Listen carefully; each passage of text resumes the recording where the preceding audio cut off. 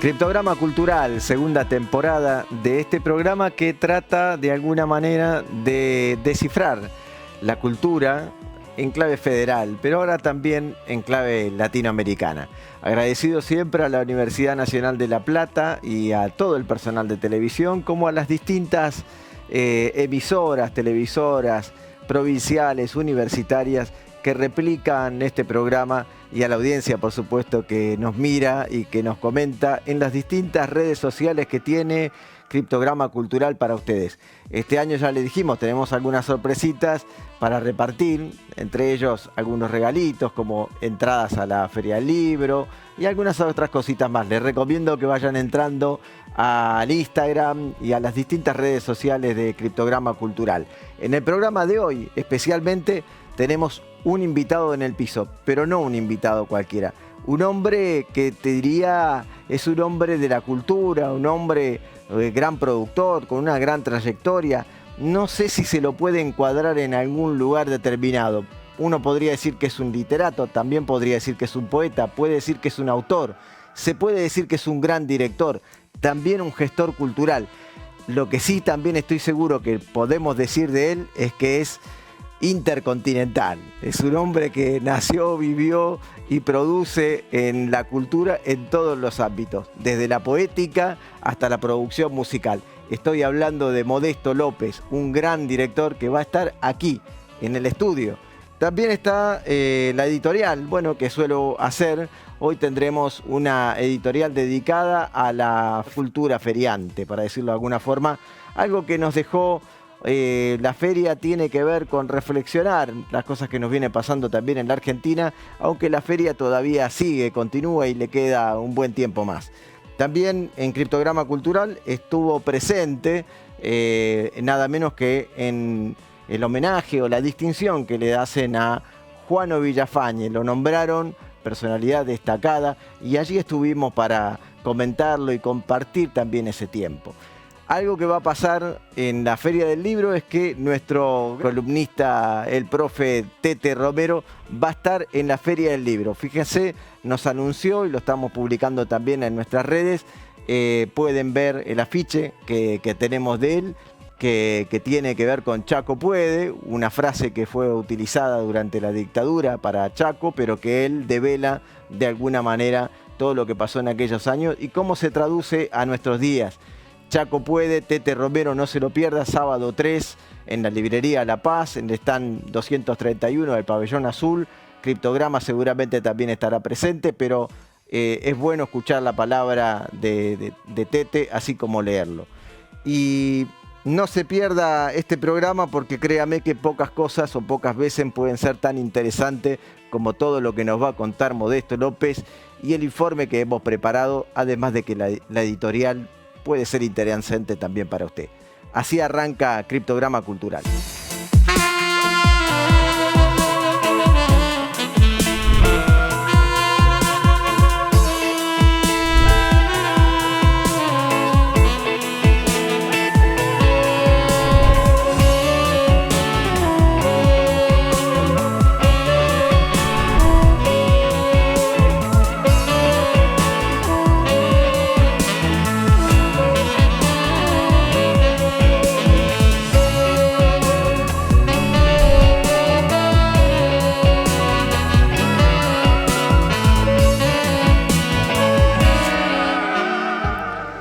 Continuamos en Criptograma Cultural y como les dije, un programa distinto, para mí muy especial porque es un maestro, pero es un amigo, un compañero, hemos hecho muchos trabajos juntos, realmente aprecio, valoro, admiro su trayectoria profundamente y sé que este programa no nos va a alcanzar ni siquiera para cubrir algún atisbo de la cantidad de cosas que ha hecho, así que primero empiezo por agradecerle, Modesto. Muchas gracias por estar aquí en Criptograma Cultural. Gracias a ti, Guillermo. Es un placer estar contigo en este programa tan importante que has iniciado. Gracias. Sé que, nosotros sabemos, yo por lo menos sé que sos español, que habitaste mucho tiempo en la Argentina y que viviste hace largo tiempo en México, sobre todo porque arrancaste en un tiempo de exilio. En la Argentina has tenido un periodo muy grande de trabajo, sin duda como gestor, pero sobre todo como actor. Contanos un poquito cómo arranca tu carrera cultural en general. Bueno, ya por los años 60 yo empiezo a estudiar en la Escuela de Teatro Casa Cuberta, que era la escuela creada por los que habían integrado el grupo de teatro Fray Mocho. Ahí yo me inicio estudiando, después estudio también con Gené, con Juan Carlos Gené, trabajo con Raúl Serrano, y bueno, empiezo ahí un trabajo que me lleva posteriormente, después de viajar solo por América Latina, regresar y formar un grupo de teatro, títeres y música que se llamaba Siripo, en homenaje a la primera obra de teatro de autor nacional que escribió José de la Bardén.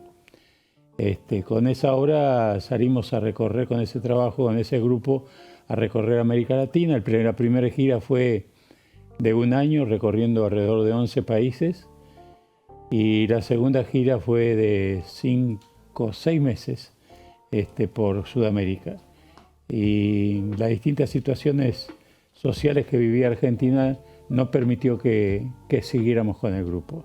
Así que tomé la decisión después, posteriormente, por distintas situaciones políticas que había, de tener que irme del país. Me fui a vivir un tiempo a Ecuador y de ahí me fui a México, donde resido desde hace 47 años.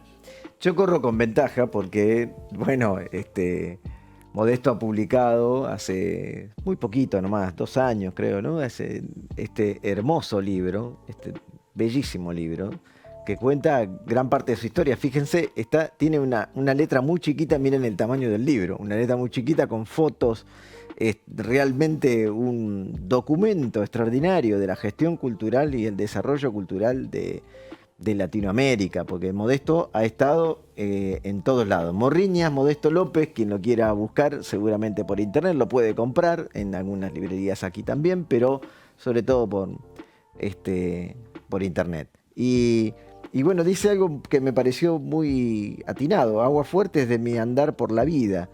Y muchos conocimos a Modesto por distintas gestiones, pero yo recuerdo fuertemente aquel abril en Managua que fue una cosa extraordinaria, un recital extraordinario, con una participación destacadísima de Mercedes Sosa, de Amparo Ochoa, de muchísimos músicos y músicas. Ahí me desperté a pensar, este hombre evidentemente transita no solo el patio de su casa, sino Latinoamérica de una manera muy fuerte, muy profunda, pero con simpleza a la vez. ¿Cómo fueron todas esas experiencias en tu vida?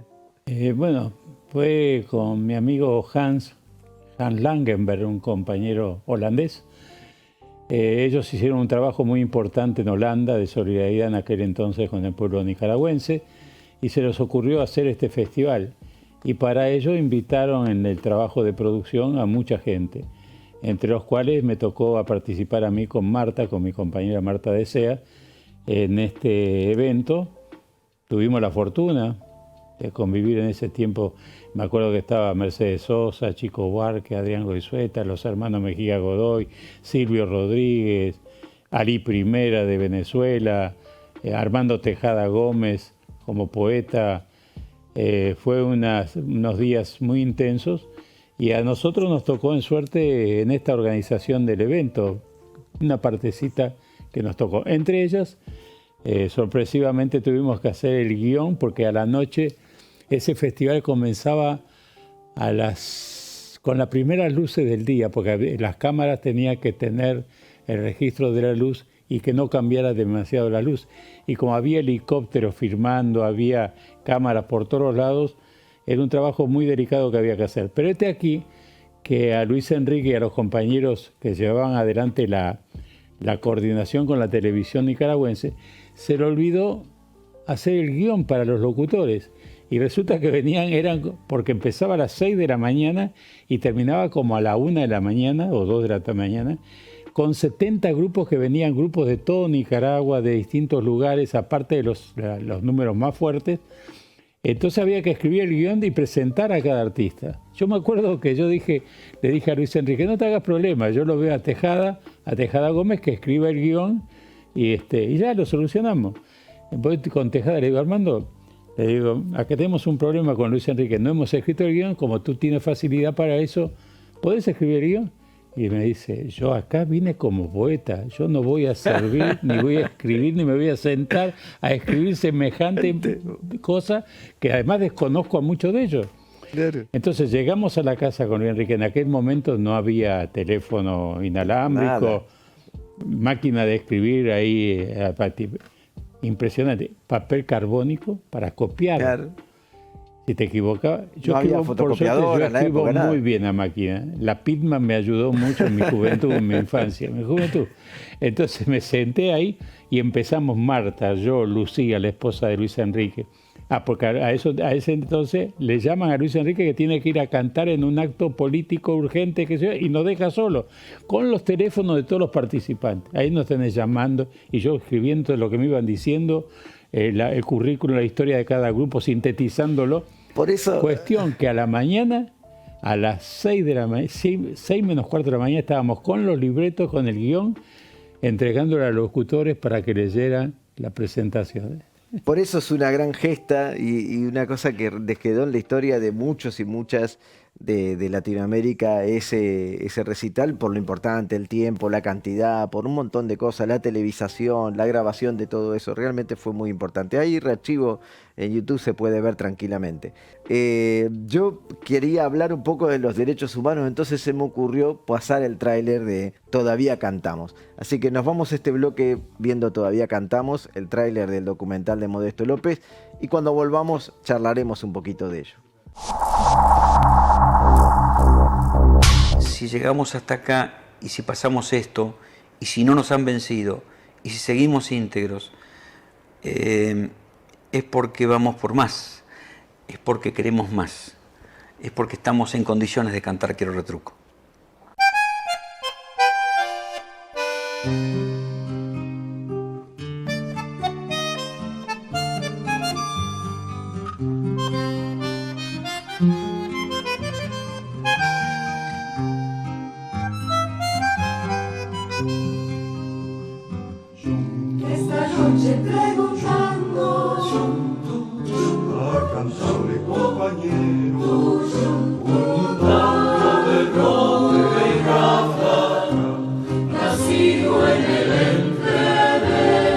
Y bueno, junto con mi compañera Patricia, decidimos que sí, integrarnos.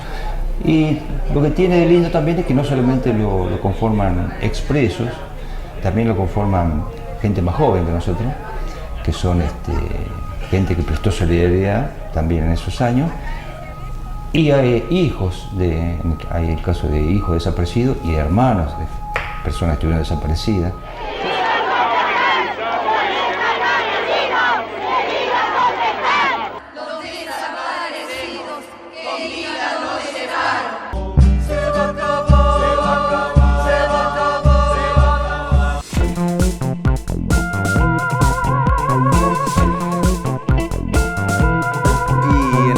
De hoy, cultura feriante. La verdad que el secretario de Cultura de la Nación, Leonardo Cifelli, parece que estar de feria le significa salir a vender determinadas ideas políticas o determinadas formas. Yo, la primera vez que veo que decir que tal cosa no se va a hacer no significa censura, porque si eso no es así, creo que ya no sé qué es censura. Si uno dice en la cultura no tiene que participar la política, no entiendo de qué se trata, porque primero que la cultura forma parte de la política, y por otro lado, los programas culturales de una nación es el ejercicio de la política cultural para fomentar, desarrollar, impulsar, difundir, o como quiera llamarlo, a la cultura. Entonces, la verdad que no entiendo lo que quiere decir el funcionario Leonardo Cifelli. Creo que no soy el único que no lo entiende y que a su vez tampoco lo comparte, porque estuvo en el acto de presentación de la Feria Internacional del Libro, su edición número 49, y van a ver qué reacción tuvo el público. Veamos y escuchémoslos. Desde la gestión liderada por el presidente de la Nación, Javier Milei, sostenemos una cultura libre y sin orientación ideológica, por lo cual celebro que la Feria Internacional del Libro vuelva a recuperar esa senda. Gracias, Cristian. La política partidaria no debe intervenir en la cultura, y mucho menos debe ser el impulso de gastos innecesarios. Quiero también expresar un especial agradecimiento a la Secretaria General de la Presidencia, Karina Milei. Y la Secretaría amplió las líneas de financiamiento para sus gastos corrientes. Son los de siempre, Raúl, no te preocupes. A la transformación... ¿Termino, Cristian? ¿Termino, Cristian? Sí. Esta Secretaría va a priorizar la inversión en cultura, dejando de lado cualquier gasto innecesario. La gestión del presidente Milei consiguió 2 hitos enormes para la economía de nuestro país. ¿Lo sacaron ustedes el cepo o lo sacó Milei? La salida del cepo y bajar la inflación. Esto nos abre las puertas a una nueva era de libertad, de crecimiento real y de confianza en el futuro.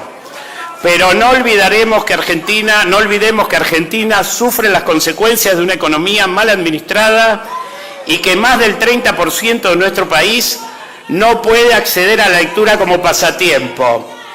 Por eso, en el año de la reconstrucción de la Argentina, les pido que hagamos entre todos que leer no sea un privilegio de pocos. Muchas gracias. Algo que debe dar vergüenza sin duda en el resto del mundo es tener un secretario de Cultura de esta característica. Ya por empezar tenemos una cultura rebajada, lo hemos hablado todo el año pasado, ¿no? Pasamos de ministerio a secretaría, una secretaría que intenta vendernos los programas que antes decía que eran negativos, ahora los cuenta como si fuera positivo y cuenta cuánta inversión hicieron. Si la gente sabe cuánto se invirtió en 2023 y cuánto llegamos a la inversión en 2024, se dará cuenta que hemos perdido capacidad de ingreso. Porque decir 1.300 millones, 1.500 millones, sin contar la pérdida que contamos la semana pasada del 34% de accesibilidad al consumo cultural, es no entender que efectivamente la gente está perdiendo diversidad cultural. Un derecho humano en la Argentina, también consagrado dentro de nuestra Constitución, que efectivamente debería estar garantizado por el Estado Nacional. Pero creo que lo destacable de la apertura de la Feria del Libro no fue para nada el secretario, porque como habrán visto, lo abucharon, lo silbaron, tenían sus razones. Contar allí que Milei había sacado el cepo o que había de alguna manera cortado con el cepo, como lo dijo él, me parece poco serio. Primero, que eso no es cierto, que solo la gente puede acceder a $100 por mes. Y por otro lado, ¿quién se ve beneficiado? Las editoriales extranjeras, que pueden retirar su inversión en dólares hacia afuera, es decir, lo que llaman comúnmente como fugar divisas, porque las editoriales nacionales, los autores, las autoras, quienes realmente realizan los libros, no le veo ningún beneficio. Y a los que compramos, adquirimos, nos interesa la literatura, creo que tampoco.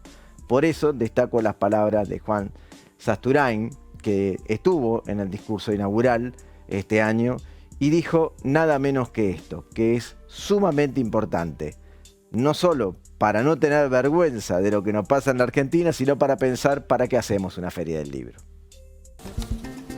Escribir, editar, comprar y almacenar libros son actos generalmente saludables en el concepto de la equívoca cultura que supimos conseguir.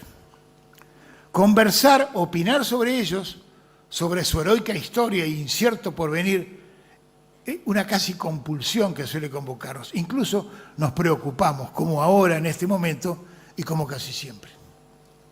Sin embargo, y ya se dijo acá hace un rato, con buen criterio, hay un solo acto central e ineludible con respecto al libro que otorga sentido a todos los demás, que es el fundamento en su origen y el único sostén genuino de su porvenir, de su mera existencia.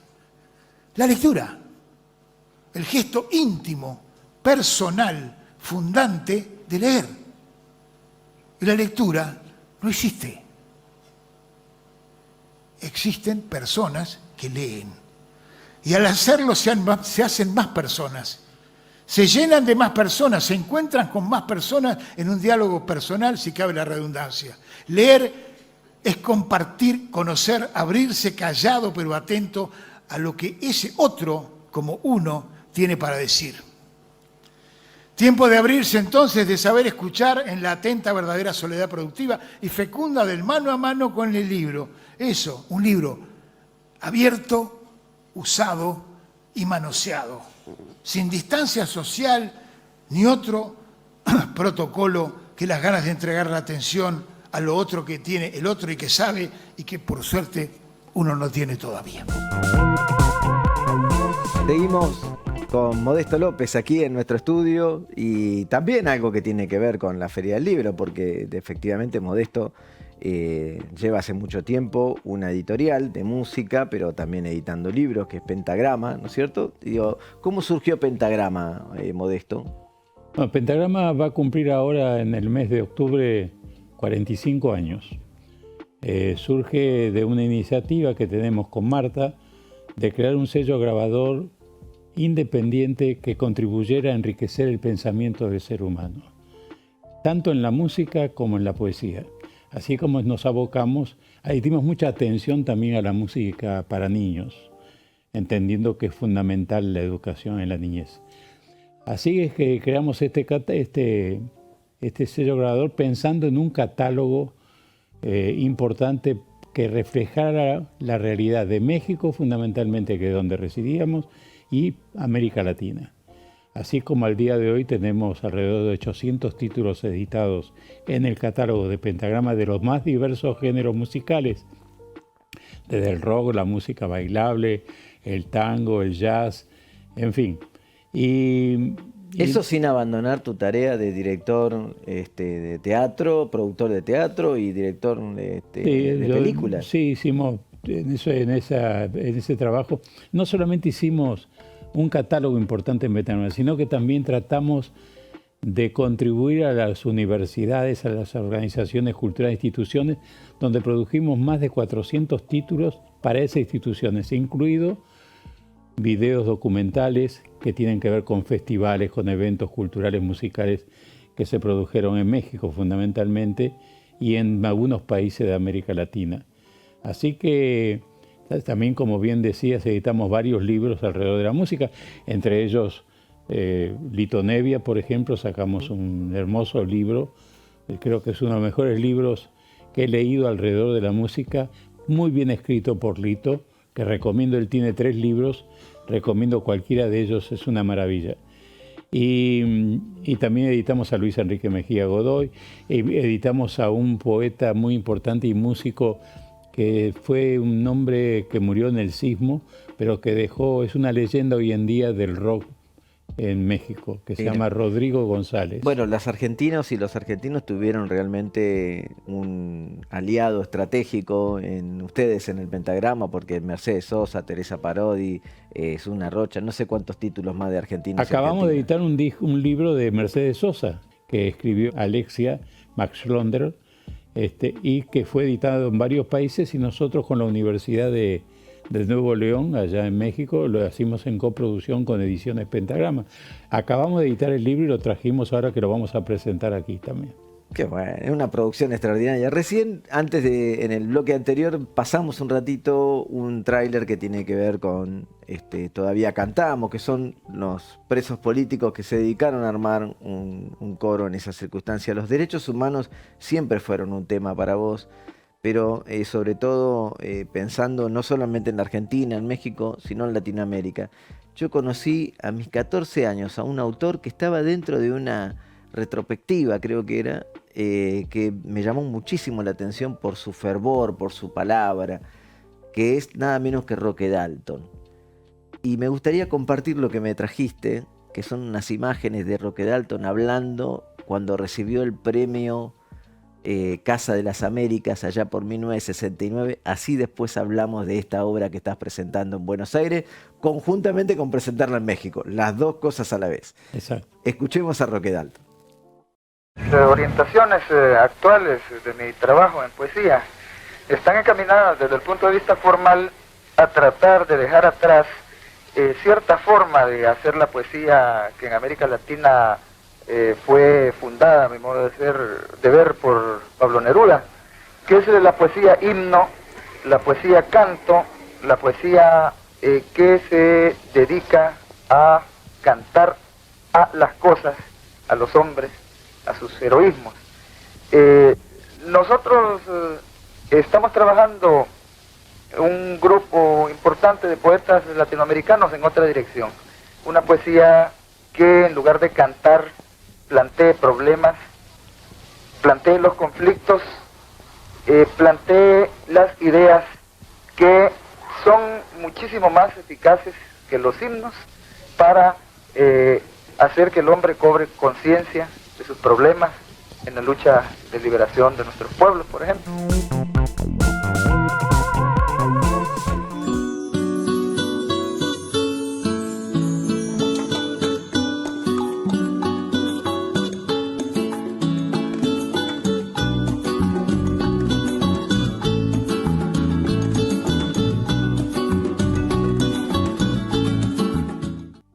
El turno del ofendido es la obra que está presentando Modesto aquí en Buenos Aires. Primero en la Ciudad Autónoma de Buenos Aires, después aquí en La Plata. Pero primero hablemos de cómo surgió el turno del ofendido. Bueno, el turno del ofendido nace con motivo de que yo saco un disco en la época de los años 1981. Yo viajo a Cuba y encuentro la cinta de grabación de Roque Dalton sin editarse en Cuba todavía, que se iba a editar dentro de la colección que tiene Casa de las Américas, que se llama Los Poetas en su palabra, en su voz. Yo llevo la cinta y habíamos creado la Brigada Cultural Roque Dalton, que estaba formado con bastantes intelectuales de México, y decidimos editar ese disco, a lo cual yo solicito apoyo a varios músicos, entre ellos Noel Nicola, Óscar Chávez, Arturo Cipriano y otros compañeros que le ponen música a poemas de Roque Dalton. Así fue como editamos el disco. Posteriormente se cumple un aniversario en El Salvador de Roque Dalton y se me ocurre escribir un espectáculo, armar un espectáculo, hacer el guión y presentarlo en la universidad donde estudió, la Universidad Católica, donde estudió Roque Dalton. Ahí lo presentamos con todo músico de Centroamérica, incluido Nahuel Porcel de Peralta, que lo traje de México, y los demás participaron de los Mejía Godoy, participó Adrián Goizueta, Exceso de Equipaje de El Salvador, actores salvadoreños. Actrices, actores, músicos, todos muy destacados en Latinoamérica. En la Argentina quizás los nombres no son tan conocidos, pero son realmente muy importantes. Ahora, un amigo tuyo, muy conocido aquí en la Argentina, está anunciando y promocionando, diciendo que vayamos a ver el turno del ofendido. Fíjate vos quién es. Hola, soy León Gieco y quiero darles una noticia muy importante. El turno del ofendido, obra teatral, poética, musical y audiovisual sobre la obra y vida de Roque Dalton, salvadoreño asesinado hace 50 años, se presentará en Argentina, Buenos Aires, del 6 al 11 de mayo en el Teatro El Popular, calle Chile 2080, Cava. No faltes. Roque Dalton, poeta, periodista, ensayista, novelista, marcó con su palabra la literatura latinoamericana. Los viejos amores que no están, la ilusión de los que perdieron, todas las promesas que se van y los que en cualquier guerra se cayeron, todo está guardado en la memoria, sueño de la vida y de la historia, el engaño y la complicidad de los genocidas que... No es el único que recomienda el turno del ofendido, lo he visto a Lito Nevia también recomendando el turno del ofendido. Bueno, muchos destacados músicos. Manuel Callao también. Manuel Callao. Rodolfo Mederos. Muchos compañeros que son amantes de Roque Dalton. Y con muchos de ellos, o con casi todos los que estamos nombrando, hiciste alguna película, o te editaste algún libro, o sucedió algo. Pero ahí hablaba sobre Roque Dalton, que fue asesinado. Yo recuerdo, y tuve la suerte de compartir contigo, gracias a tu generosidad, de hacer El Caído del Cielo, una película realmente que reivindica al trabajador zafrero que se dedicó a luchar, a dar la vida allá en el monte tucumano. Y bueno, también hablábamos de un hombre que fue asesinado, tirado, arrojado al cielo. ¿Cómo murió Roque Dalton? ¿Cómo fue asesinado? ¿Qué es lo que pasó con Roque Dalton? Bueno, hoy en día podemos ya afirmar recomiendo mucho leer la revista Crisis, que acaba de salir, la número 66, donde viene un artículo muy interesante de Pablo Solana, donde escribe, se ha descubierto hace poco, documentos de la CIA donde explican claramente la trama, cómo la CIA influyó para que ocurriera ese asesinato en la guerrilla salvadoreña, donde matan a Roque Dalton haciéndolo pasar como una persona que era traidora a su propio movimiento. Esto fue tramado por la CIA precisamente. Cuando sepas que he muerto, no pronuncies mi nombre. Le puso al nombre del artículo que cuenta esto que estás diciendo ahí en la revista Crisis. Muy recomendable, sin duda. Sí. Bueno, entonces así es como muere Roque Dalton. Al día de hoy no se han encontrado sus restos. Todavía los hijos siguen buscándolo. Pero bueno, lo importante es lo que Roque dejó en su vida.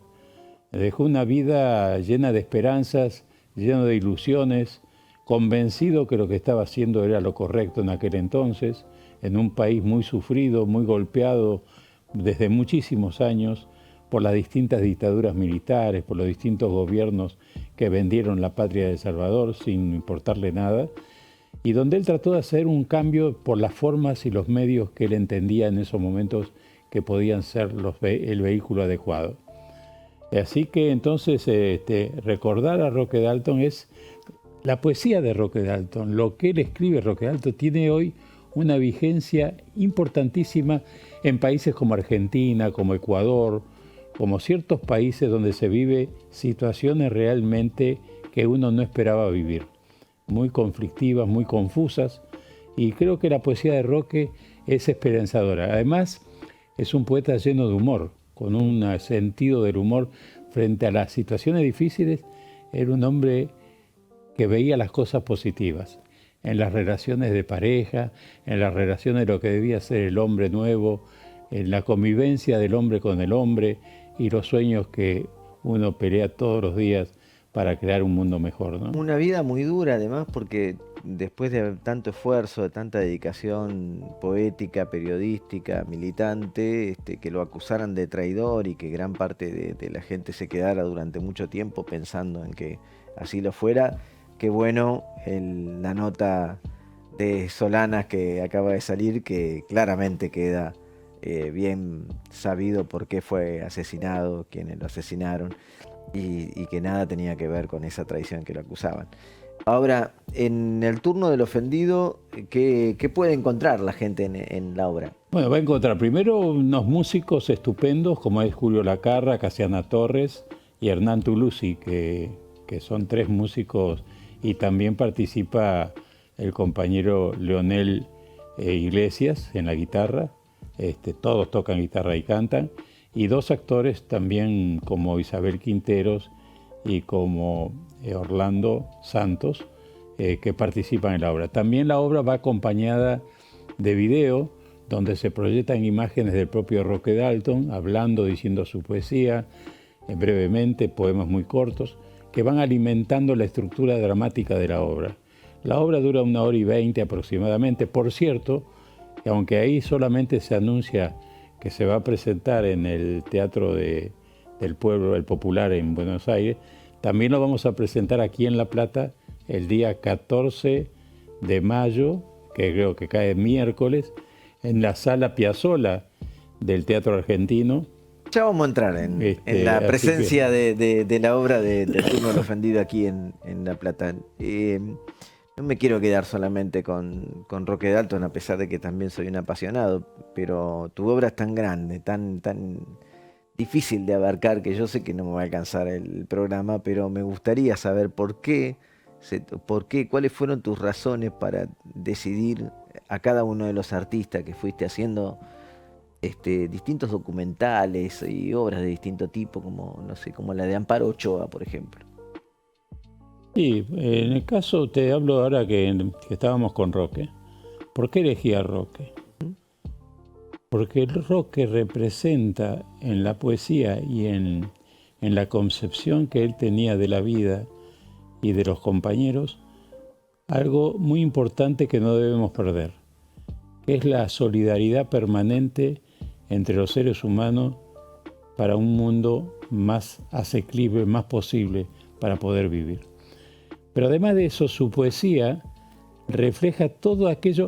Yo trato siempre, desde el comienzo, cuando hicimos en su momento Pedroni o otros poetas, que entiendo que la poesía se debe decir de manera tal que cualquiera puede entenderlo, que cualquiera pueda decir, yo puedo también escribir poesía, yo también entiendo.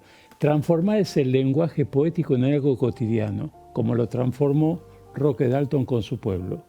Roque Dalton es leído y escuchado hasta el día de hoy por jóvenes, por distintas edades, de los distintos países de América Latina que yo he recorrido. Creo que acá en Argentina hay también un culto de mucha gente alrededor de la figura de Roque Dalton. Me estoy dando cuenta ahora, en la medida que estamos difundiendo la presentación de esta obra, la cantidad de gente que me escribe de aquí, de Uruguay, de distintos países, hablándome de Roque Dalton y queriendo participar con algo de alguna manera, con poemas que han escrito en homenaje a Roque Dalton u otras cosas. Yo sé que esto todo tiene un hilo conductor en tu vida en este sentido y también en la poesía y en el compromiso social, político, sobre todo la búsqueda de la equidad, de la igualdad, de la justicia social, si uno quisiera, porque la experiencia que marcás con el documental de Solentiname, que también entiendo que estas palabras que acabas de decir para Roque le caben también a Ernesto Cardenal, ¿no? Claro. Porque esta cosa que hace la poesía más cercana, que se puede pareciera que se puede tocar el mundo poético, ¿no? Sí. Por ejemplo, lo de Cardenal tú dices bien, porque no es una poesía fácil. Él no es fácil, no era fácil encarar. Y bueno, lo que yo entendí en su momento fue cómo entrar a su mundo, cómo permitirme conversar con un hombre de ese nivel de inteligencia y de capacidad de análisis para poder entrar y llevar adelante ese documental. Primero convencerlo de que había que hacer un documental, que eso es un problema, es otra historia. Vamos a hacer un programa de nuevo de Ernesto Cardenal, sí, porque todo es un tema. Yo me voy a ir de este bloque celebrando el día que se te ocurrió hacer esta película de Amparo Ochoa, porque elegirla a una mujer tan iluminada como Amparo, pero además tan sencilla, es una muchacha de un pueblito que salió y logró eso. La verdad que todos tenemos que estar agradecidos de que hiciste ese trabajo, porque la ilustra cabalmente. Vamos a ver el tráiler, nos vamos a la pausa después de ver el tráiler y volvemos para el siguiente bloque con seguir compartiendo con Modesto López.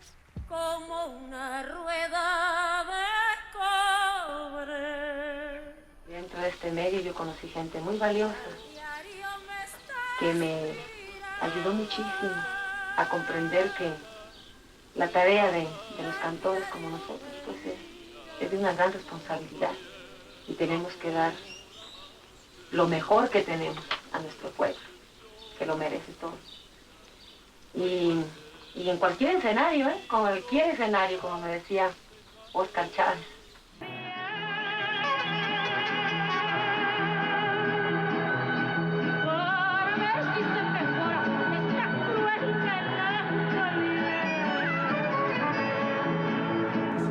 Fascinaba su modo interpretativo y su voz tremendamente mexicana, mujer mexicana, con un don especial para transmitir su cultura potente.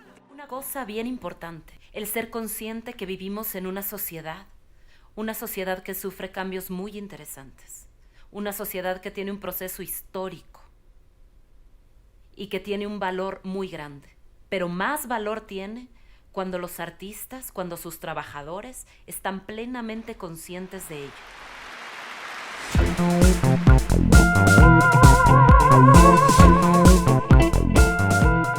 Criptograma cultural presente nada menos que en la legislatura porteña para homenajear hoy a un hombre que ha pasado por el programa de Criptograma, que es un literato, que es un escritor, pero también un hombre de la gestión cultural.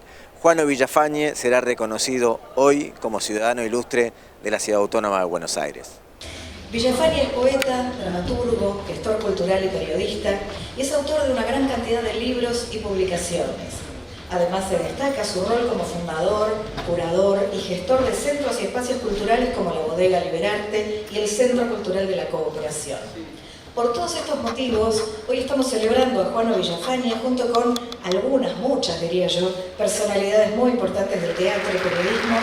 Emocionado de este acto de justicia que le debemos a la iniciativa del diputado Valdés y que nos hace mucho bien a todos.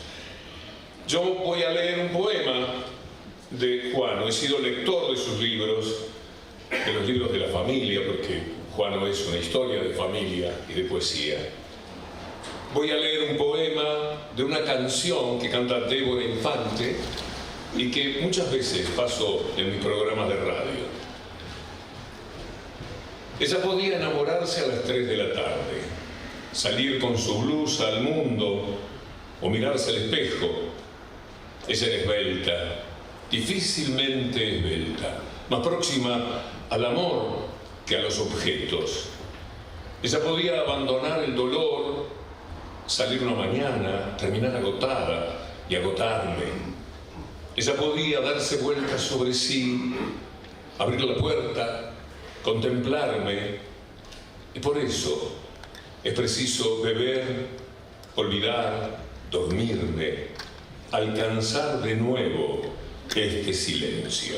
Uno cuando es representante, que pensemos que los legisladores somos 60 de casi 3 millones de habitantes que tiene la ciudad, entonces uno tiene que buscar aquellas personas que efectivamente son representativas y hacedores o hacedoras de nuestra vida cultural, y creo que Juano lo sintetiza como nadie. Así que voy a tener mucho laburo con todos los invitados que me hiciste, con todas las ideas que me trajiste en esta misma reunión que estamos teniendo en este momento.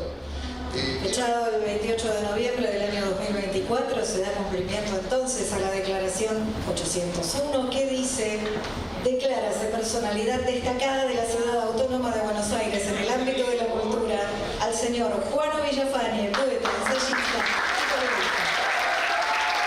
Para mí muy impactante porque yo tengo más de 50 años en el hacer artístico literario, en el trabajo cultural, en el trabajo político-cultural, en la gestión cultural, y además un recuerdo maravilloso que hace a mi propia historia familiar. Entonces me aboqué muchísimo también a las políticas culturales y a la gestión cultural, por esa tradición familiar. También ser un servidor, o sea, alguien que le puede ofrecer al otro un teatro, un lugar para hacer un recital de poesía, una tarea editorial para hacer un libro. Entonces me interesaron las tareas creativas del arte y la cultura, las tareas de difusión y las problemáticas político-culturales. ¿Cómo se gobiernan las metáforas? ¿Cuáles son los gobiernos de las metáforas? ¿Cómo se gobiernan los símbolos, los bienes culturales? ¿Cómo se administran para que todos puedan llegar, y todos puedan llegar a la poesía, ¿no es cierto? Muchas veces escuché a varios artistas decir los homenajes llegan cuando a uno ya lo empiezan a jubilar, pero sin embargo yo a vos te veo, o nosotros te vemos, con un pasado, con un presente y con una mirada de futuro tremenda. ¿En qué sigue Juano Villafañe después de estos homenajes? No, yo creo que sigo en el hacer de la construcción poética, en la tarea artística literaria, en la gestión cultural, en las políticas culturales. Hay que seguir en todo eso. Por eso decía acá que la experiencia poética que te permite a vos ir hacia el poema, ir hacia la obra de teatro o ir hacia una coreografía, también la gestión cultural es una experiencia poética. Y las políticas culturales también son experiencias poéticas. Son experiencias poéticas maravillosas, que se integran totalmente. Yo en todo caso creo así, y que debe ser así. No hay por qué terminar las etapas se continúan unas a otras siempre, ¿no? son constantes, son permanentes. Entonces uno siente que justamente, como decía yo a propósito del poeta acá, Rafael Felipe Oteriño, la poesía es una conversación infinita. Toda la vida conversamos, toda la vida hacemos cosas por la poesía y por la cultura. Bueno, la verdad que felicitaciones también a Juano Villafañe por este reconocimiento. Él es no solo el director artístico del Centro Cultural de la Cooperación, sino el vicepresidente de SADE, la Sociedad Argentina de Escritores, y creo que bien merecido porque es un gestor cultural de hace largo tiempo. Muchos de mi generación, por lo menos, y de algunas otras generaciones, nos criamos yendo a Liberarte, viendo qué novedades había de literatura, de charlas, de música, y ahí encontrábamos, por ejemplo, a Modesto en algunos casos, o obras que tienen que ver con varias de las obras que ha llevado adelante Modesto y la gente que ha destacado de alguna forma, ¿no? Y por eso me parecía importante acompañar acompañar también a Juano en este lugar. Modesto, yo sé que el turno del ofendido te tiene hoy totalmente abocado y eso me parece fantástico. Y también sé que en tus palabras la literatura de Roque Dalton queda fantástico. Yo te puedo pedir que leas algo de Roque o algunas palabras de Roque. Sí, me parece estupendo porque... Es demasiado mi atrevimiento. No, fíjate que, si me permitís, quiero leer algo que escribió Eliseo Alberto. Eliseo Alberto fue un compañero cubano que lamentablemente falleció en México y tuve oportunidad de conocer en su tiempo, cuando Roque Dalton vivía en Cuba, y lo describe de una manera, creo que más exacta que lo que escribe Eliseo Alberto, imposible. Y dice así: cuando conocí a Roque en la colmena habanera de los 70, él era el poeta más simpático del mundo.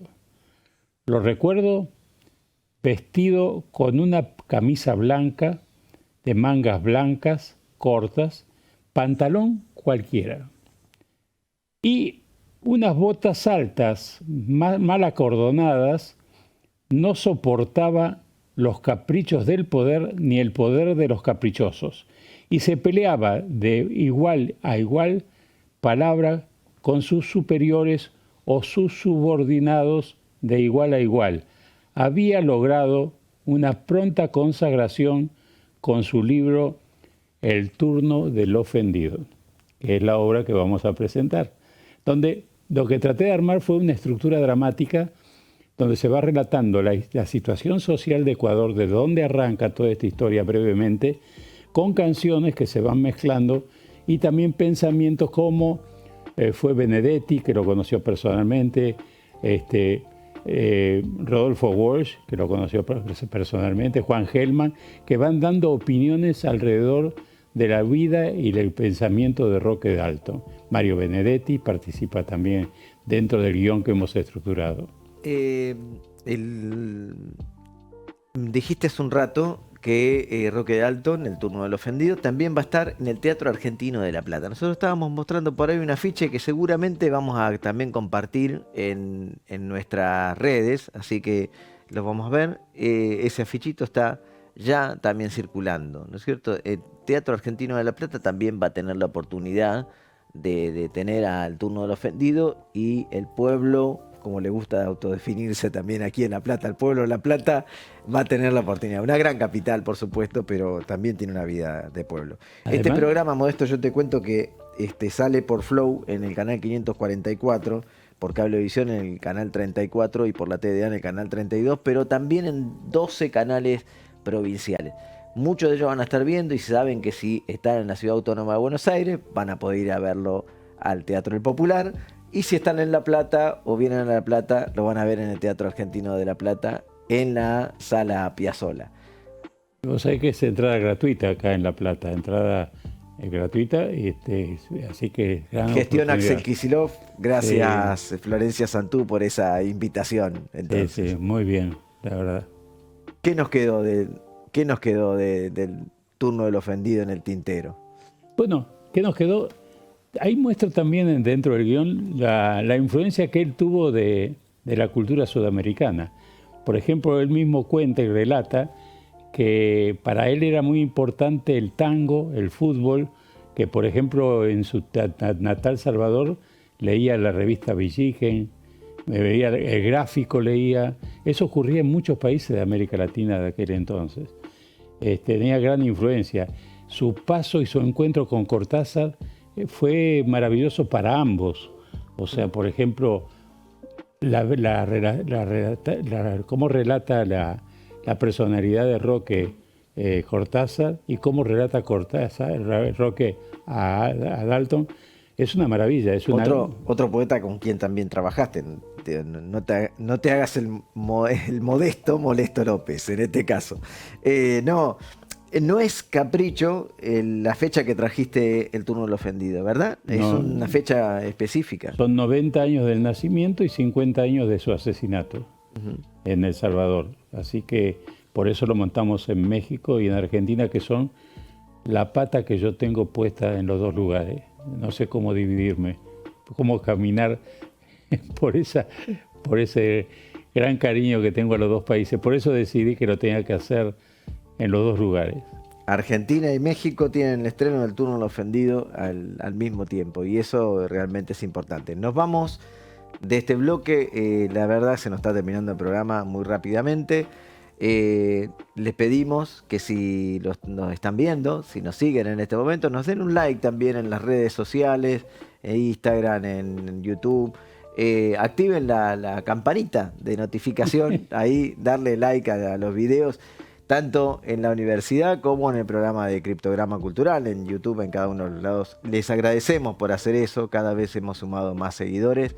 Este programa nos queda muy cortito, no podemos hacer algo tan corto como Modesto a esta distancia y justo cuando él está estrenando una obra tan importante. Así que les agradecemos a Modesto por haber venido. Gracias Modesto, realmente. Yo sé que la gente va a valorar mucho ir a ver el turno del ofendido y nosotros, bueno, esperamos poder tener la oportunidad de seguir compartiendo tu obra y en algún otro momento, tal vez la palabra distancia en un Zoom en México o algo por el estilo, estaría también muy bien. Gracias a ti por el espacio. Ya nos queda un bloquecito más, ya nos vamos.